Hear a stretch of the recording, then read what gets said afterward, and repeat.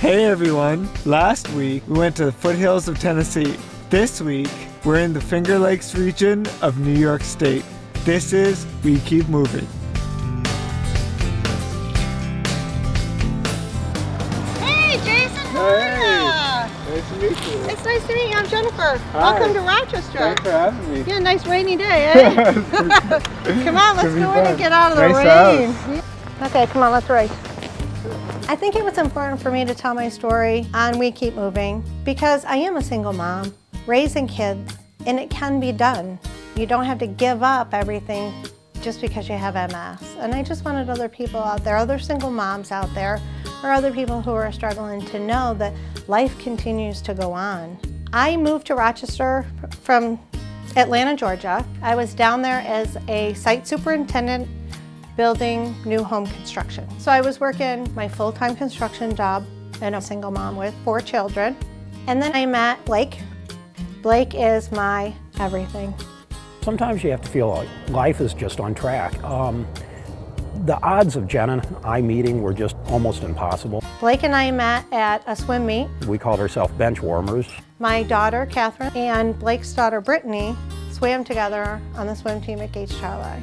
She was always at every meet that she could possibly be at, and I was also. It was really kind of neat. I was going through a tough time, and he had just recently gone through a divorce, so we just always sat together. When swim season was over, I was like, I'm not going to see him anymore. So I Googled his name. Have you ever Googled somebody's name? Yeah. I Googled his name, and I found him. I was meant to meet Jennifer. In 2008, I woke up one morning and I couldn't feel my right leg. I kind of spent the weekend waiting for it to wake up. And then Monday, I finally called my physician, and he sent me to the emergency room because he thought I was having a stroke. And then I spent 9 days up on the floor. I came home from the hospital with no diagnosis. I was home for 2 weeks, woke up, I had no feeling in either one of my legs. I stood up and literally landed on the floor. And that's when they determined that it was MS.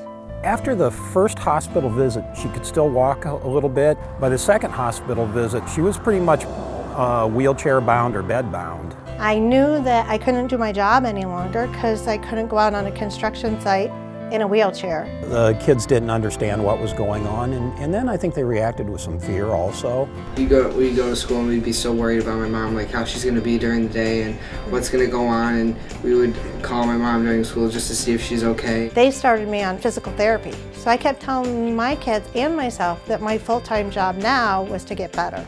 And the kids have really stepped up to the plate and helped a lot around the house. We depend on each other to get through every day, to get things organized and done around the house. You have to be a team player. We all have to work as a team here, and if we don't, things fall apart. So we need the kids to chip in and, you know, teach them to do the laundry and pick up and encourage them. MS is not something you'd wish on yourself or anybody else, but you have to look for the hidden gifts in it. The kids are more adjusted to the fact that I am in a wheelchair a lot of the times, or on my crutches. I have my scooter. They come home and I'm not downstairs, they know where to find me. Upstairs in bed. And they'll come upstairs and they'll curl up in bed with me and just ask me how my day has gone. And I think that it's kind of been a double-edged sword for us, where I'm not working any longer, so that puts a big strain on everything. Yet I'm home for my children a lot more than I was before. So it's brought our family a lot closer together. The thing that I'm most proud of my mom is her strength. I admire that a lot. She's great. She gets up every day and she looks at life in a positive way, and she loves my dad, and she would do anything for me.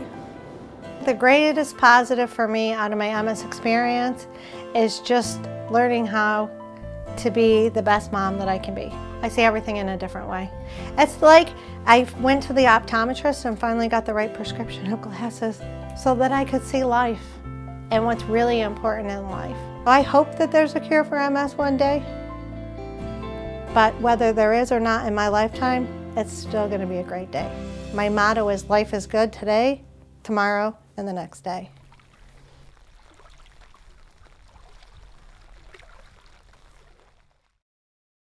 Be sure to vote to tell us where we're going next.